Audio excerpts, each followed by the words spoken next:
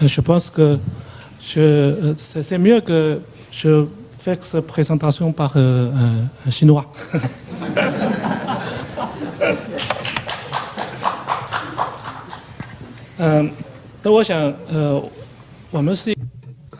Donc nous sommes un petit atelier, hein. Même si ça fait 6 ans qu'on existe. Dans cet environnement ultra rapide dans le changement en Chine, nous n'avons malgré tout que construit 2 bâtiments. Il se trouve que ces 2 bâtiments sont aussi dans le campus dans lequel j'ai toujours travaillé, celui de l'université Tongji. Donc sur les autres projets, j'ai toujours trouvé des difficultés finalement à les réaliser et j'essaie de les faire avancer et de les faire aboutir. Donc il y a 5 projets que je vais présenter aujourd'hui, il y en a 2 qui sont réalisés. Les 3 autres sont des projets que nous sommes en train de tenter de faire aboutir avec difficulté. Alors effectivement, il y a beaucoup de réflexions personnelles aussi, hein, et en tant qu'architecte chinois travaillant en Chine aujourd'hui. Donc c'est le premier projet de notre atelier, l'extension en fait du collège d'architecture et d'urbanisme de l'université Tongji. Donc la faculté d'architecture a 3 bâtiments essentiellement. Le premier date des années 50 qui aurait des influences effectivement en Bauhaus de style moderne. Et aujourd'hui, c'est devenu un bâtiment protégé de la ville de Shanghai. Le deuxième bâtiment date des années 80, c'est un bâtiment d'enseignement. Et en fait, j'ai eu la chance de participer à l'extension du 3e bâtiment.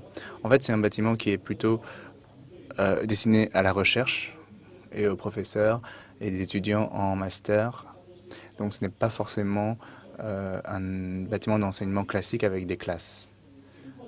Donc c'était un site très très serré sur un terrain exigu. Et c'est en fait, vous voyez la relation qu'il y a avec le bâtiment B, en rouge.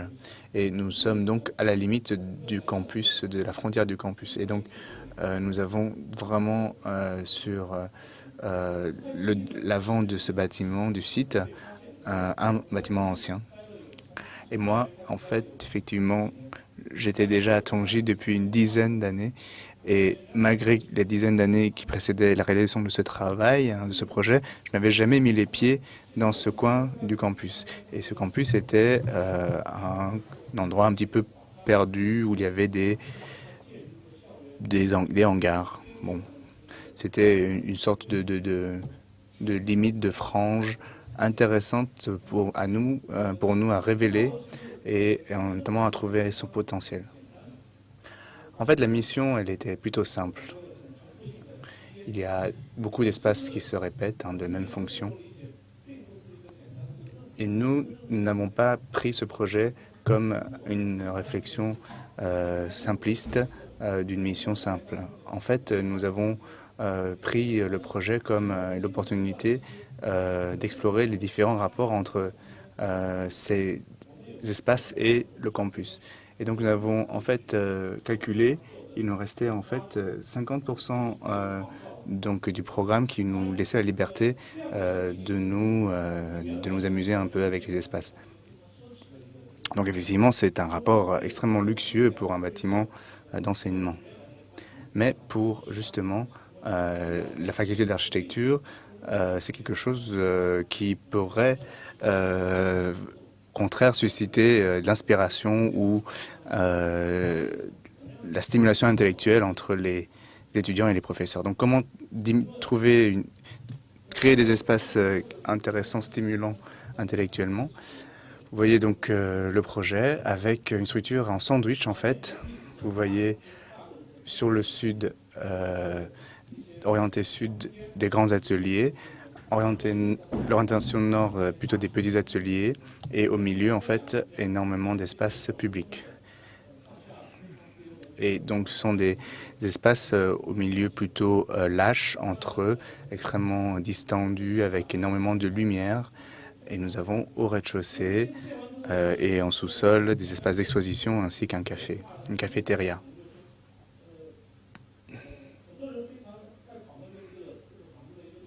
En fait, souvent les gens vont discuter après coup des façades. Ils vont aimer ou pas aimer, mais peu de gens finalement vont discuter de ces espaces intérieurs. Et aujourd'hui, ça fait déjà plusieurs années et l'usage de ce bâtiment a été tellement grand que nous avons aussi constaté des usages inattendus. Et en fait, nous sommes relativement satisfaits finalement de l'appropriation des différents espaces qui sortaient de notre attente. Et donc, vous voyez quand même une grande clarté voulue de ces différents espaces. En fait, je voudrais plutôt parler d'un processus de conception qui s'apparente plus à de la logique et d'une démonstration qu'une conception libre et enlevée. Nous souhaitions effectivement de manière rationnelle finalement maîtriser les espaces tout en gardant une grande liberté et des espaces de surprise.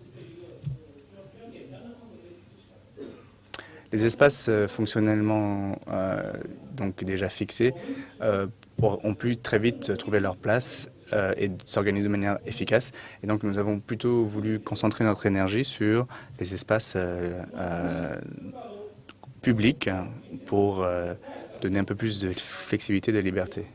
Donc vous voyez donc en fait la façade sud que vous voyez ici diffère beaucoup de la façade nord et en même temps vous voyez qu'elle est très uniforme mais qui ne s'admire pas réellement car étant située en hauteur, la perspective du piéton ne permet pas une vision globale de cette façade. En fait, il faut vraiment lever la tête pour voir cette façade. Et ce bâtiment est souvent moins facile à trouver à l'intérieur du campus qu'à l'extérieur. Comme vous voyez par exemple depuis l'extérieur du campus sur la route et donc qui longe le nord de la façade de ce bâtiment, on a une vision très nette de cette façade. Et vous voyez donc à la fois une superposition, une juxtaposition d'espaces d'ateliers plus petits et à côté des espaces communs publics beaucoup plus dégagés. Donc aussi une superposition de matériaux qui varie aussi avec les effets visuels avec des météos différentes. Donc quand il fait beau, elle est plutôt sombre et quand il fait moche, elle va plutôt briller. Vous voyez la coupe, hein? On voit des espaces en fait publics qui sont de plus grande échelle et qui sont quelque part aussi en rapport plus avec l'extérieur, avec des jardins suspendus intérieurs. Et donc en fait, c'est quelque chose qui creuse le bâtiment avec des couloirs qui filent. Et donc ce n'est pas non plus une volonté de maîtriser l'apport en lumière. En fait, ce sont des ambiances de lumière diffuse dont on ne sait pas d'où vient la lumière qui donne donc quelque chose de plutôt libre au niveau de sa perception lumineuse. Là, vous avez une cour intérieure au rez-de-chaussée, un jardin suspendu sur la terrasse et une cour intérieure sur 3 niveaux au milieu. Et en fait, ce niveau, là, les architectes ou les étudiants, les professeurs peuvent l'exploiter, se l'approprier de manière assez libre. Donc, un élément essentiel du bâtiment dans sa structure est une volée d'escalier qui n'a aucune en fait fonction réellement de circulation. En fait, c'est plus une fonction de liaison de différents niveaux qui n'est pas non plus intéressante pour la circulation en tant que telle, mais nous avons voulu créer peut-être un précédent dans la réglementation des immeubles un peu plus de grande hauteur pour, de manière très brute et directe, montrer cet effet dramatique d'une grande volée d'escalier qui relie les différents niveaux pour que les gens de différents niveaux puissent se rencontrer pour le meilleur et pour le pire, on va dire. Donc ça, c'est le niveau supérieur. En fait, on voulait que ça soit aussi un espace où les étudiants pouvaient exposer leurs projets pour des jurys finaux. Et en fait, on pouvait aussi l'exploiter en tant qu'espace de cocktail et de réception, et pas uniquement pour les utilisations pour des jurys d'étudiants.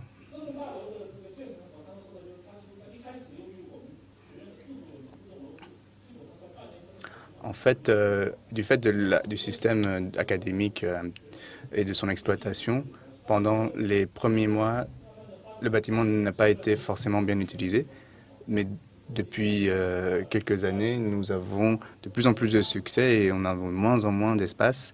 Et vous voyez par exemple une mezzanine qui a été rajoutée au niveau du rez-de-chaussée, et toutes les classes aussi supérieures, des âges supérieurs, sont toutes exploitées. Et donc c'est aussi quelque chose qui a été inattendu du niveau de la faculté d'architecture, qui maintenant a prévu de sortir un 4e bâtiment sur le campus. Et donc pour nous, ce processus et l'exploration d'un bâtiment et de notre premier bâtiment aussi en tant qu'atelier d'architecture nous a donné une opportunité pour vraiment réfléchir sur l'usage des bâtiments et leur conception. Effectivement, depuis le début, par rapport à ces méthodes et aussi nos jugements de valeur sur son usage,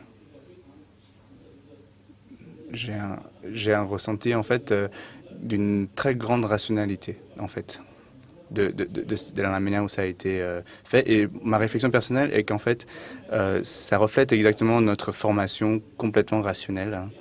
Et nous sommes littéralement le produit d'une formation rationnelle qui vient finalement aussi d'un rationalisme occidental, et une approche complètement rationnelle et quasi rigide d'un espace et de leur fonction par rapport à aussi comment je traite un objet architectural qui doit suivre toutes les phases de conception depuis son idée initiale jusqu'à réalisation de manière univoque. En fait, je pense que c'est assez semblable à ce que vous, architectes français, aujourd'hui, le font. Et en fait, je pense que quelque part, c'est une sorte de contrainte, finalement.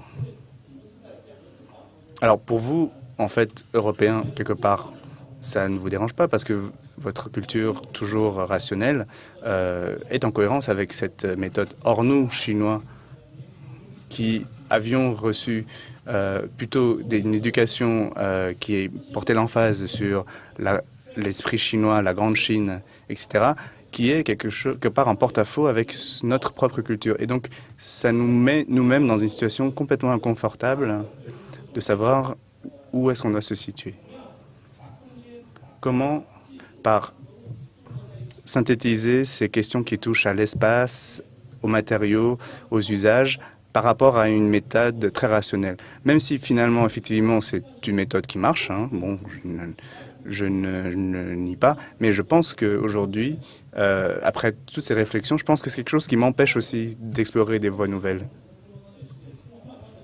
Et je pense que c'est quelque chose que ces doutes, en fait, me permettent aujourd'hui de vouloir m'en affranchir, finalement, de m'affranchir de ces anciennes méthodes. Alors, l'autre projet, qui est aussi sur le campus de l'Université de Tongji, est le centre franco-chinois de l'Université de Tongji. C'est vraiment des endroits très sympas du campus. Il y a une grande cour, un grand jardin avec des arbres et donc un espace public de très grande qualité. Ça a beaucoup influencé aussi notre positionnement architectural. avec notamment des arbres qu'on aurait souhaité préserver. L'autre côté du bâtiment est donc une des bordures de l'université et une très très grande avenue, un boulevard avec une grande transformation aussi du fait de projets d'infrastructure, de métro, etc., qui se passe sur cet axe routier. Et donc vous voyez différentes vues initialement de ce site avec des arbres très beaux. Et donc par rapport à cet espace public, ce n'est pas un espace qui est extrêmement monumental ou qui donne trop de pression. Donc on aurait voulu garder cet esprit, au contraire, de légèreté et végétale. Et donc c'est une référence qu'on a voulu garder, à savoir préserver la qualité de l'espace public. En fait, préserver ces arbres a beaucoup influencé ce projet dans sa conception. On aurait pu effectivement rentrer dans des grilles rigides, et donc on se rend compte que ça ne marchait pas. Et donc on devait donc faire plutôt des zigzags et se mettre un peu plus à l'écart ou éviter donc ces arbres. Et donc ça mène à une forme un peu plus lâche et un peu plus libre aussi. Et vous voyez donc des montages perspectives pour notre bâtiment. Donc on voulait en fait trouver un effet séquentiel dans l'approche progressive vers ce bâtiment. L'autre contrainte est politique par rapport à notre client, on va dire. Le client, c'est l'université Tongji qui souhaite promouvoir les échanges avec l'Europe, en fait. Donc la portée symbolique traditionnelle donc, de Tongji, qui a des rapports plus avec l'Allemagne, est dans ce bâtiment reflétée dans l'importance qu'il faut accorder du coup maintenant à un centre français. Donc vous voyez en fait à Shanghai il y a plusieurs universités, Fudan est plus avec l'université américaine. Nous à Tongji on doit aussi montrer une attitude politique par rapport aux universités européennes.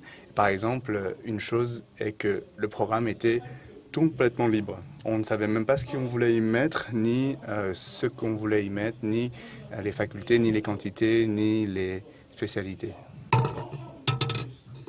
Mais on voulait que ça soit quand même utilisé de manière efficace. Et donc, l'attention politique portée à ce projet, pour nous architectes, était aussi une contrainte importante. Et on avait vraiment peur qu'en fait, que ce projet, du fait de son importance politique, aurait donné le résultat de quelque chose d'extrêmement symbolique formellement. Et donc, par rapport à la programmation et à l'usage, on a été proactif. On a proposé des choses qui marchaient bien.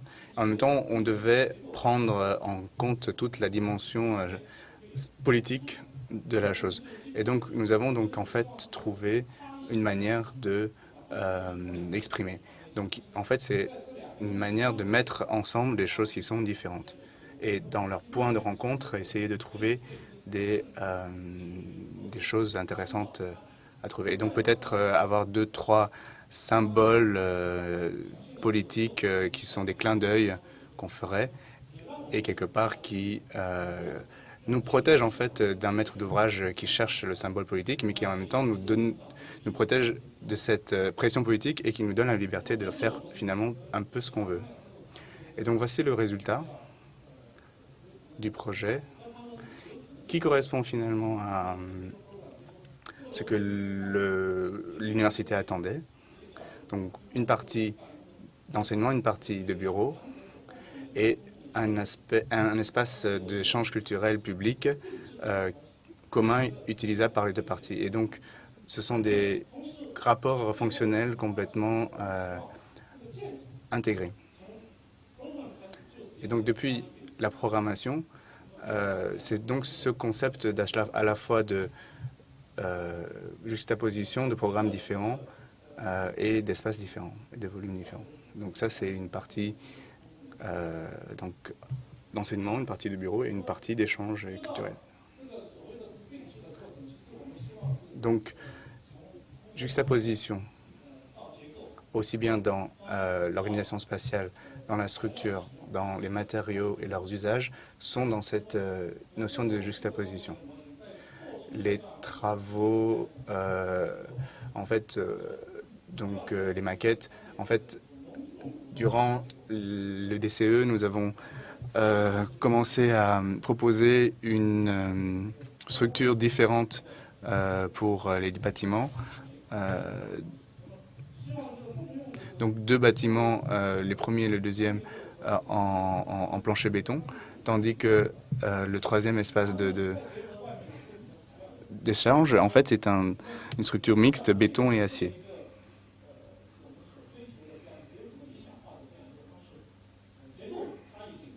Et donc, même en structure, on essayait de faire des explorations. Or, oui, en fait, le premier est en structure acier, le deuxième en structure béton, le troisième est le mix. Cette notion poussée à l'extrême de la juxtaposition a rencontré un refus de la part de l'université qui pensait qu'effectivement, que l'acier coûterait trop cher et pourquoi ne pas tout faire en béton traditionnel comme on le sait. Or, moi, je pense qu'en tant qu'architecte, il y a quand même un élément important qu'il faut résister pour y arriver. Et finalement, on a réussi à trouver un compromis en gardant donc quand même les 2 matériaux dans l'utilisation, dans son utilisation. Donc nous avons voulu aussi volontairement utiliser des éléments préfabriqués, aussi bien en acier qu'en béton. On a aussi insisté sur la notion de temporelle de ces matériaux, à savoir que l'acier, on voulait qu'il devienne, qu'il puisse rouiller dans le temps, et les panneaux de béton, donc à fibres de béton, qui sont industrialisés en fait, avec des textures industrielles, mais en même temps qui peuvent changer de couleur pendant les différentes météo, quand il pleut ou il fait sec, etc. Et donc, structurellement et au niveau des matériaux, la juxtaposition a été tentée jusqu'au bout aussi.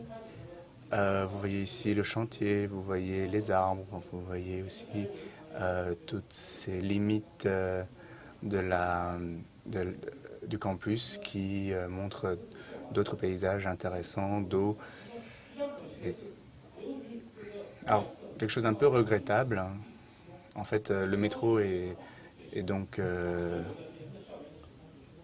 en fait, ces travaux d'extension ont en fait enlevé toutes les constructions ou les arbres avec les paysages qui étaient intéressants initialement pour nous, mais du fait de l'extension du métro qui les a détruits, ça donne un goût de non fini, d'inachevé à ce bâtiment, et c'est un état idéal qui, aujourd'hui en tout cas, ne peut pas encore être atteint. Et on espère qu'après la construction du métro, on pourra retrouver ces espaces verts paysagers qui faisaient partie du concept initial.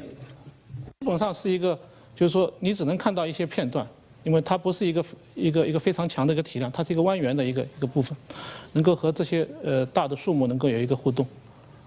那么2个教学楼和办公楼之间还有一个庭院，那么它保留了2棵雪松。那么整个这3个部分，第一部分就是这个教学的这个空间部分，那么外面就是一个整体的一个钢板的包裹。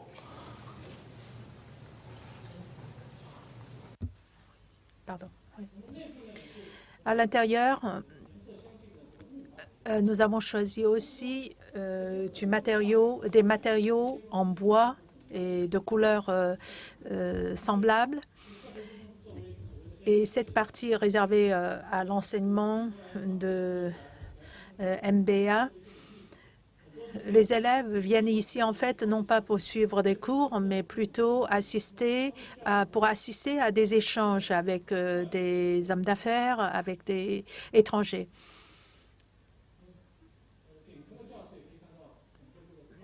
Des salles de classe qui se situent au dernier étage du bâtiment. Et nous pouvons voir ici une partie de la structure en acier que nous avons proposée initialement. C'est la seule partie qui a conservé notre idée initiale de l'utilisation de la structure en acier. Quant au bâtiment de bureau, c'est un bâtiment fait uniquement avec du béton préfabriqué.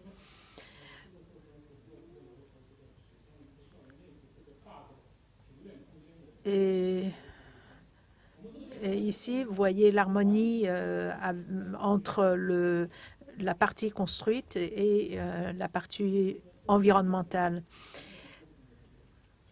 Ici, une vue des deux bâtiments de bureaux à partir de la cour. Et les espaces du bâtiment de bureau ont été réalisés avec un prix de revient relativement bas. D'après les autorités de l'université, ces espaces étaient réservés aux échanges avec des entreprises étrangères, c'est-à-dire qu'ils comptent louer des bureaux aux bureaux de représentation étrangère. Et avec ces grandes vitrines, on peut avoir une vue magnifique du campus. Au nord de ces bâtiments, qui est en forme carrée, il y a deux énormes morceaux carrés faits avec des tôles d'acier.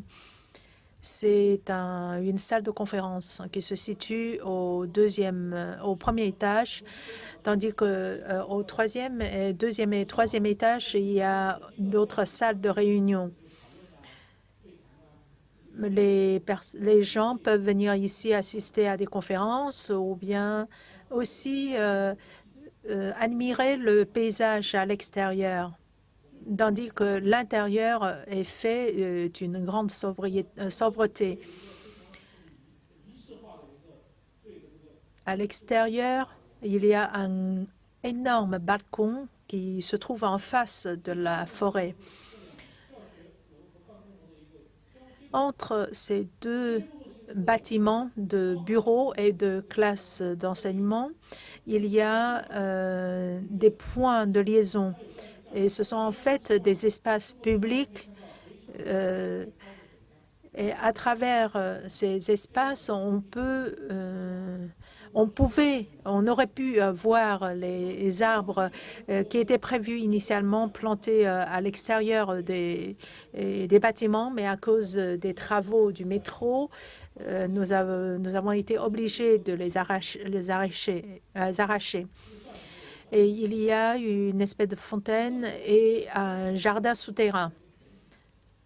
Voici une vue panoramique de l'ensemble de cette partie du campus. Nous voudrions faire de sorte que cette partie de campus puisse également bénéficier de l'espace vert qui s'étend jusqu'à l'extérieur de l'école. Et nous avons fait planter aussi de jeunes arbres qui pousseront vite, je l'espère. Voici une vue de l'extérieur des points de liaison entre les deux bâtiments.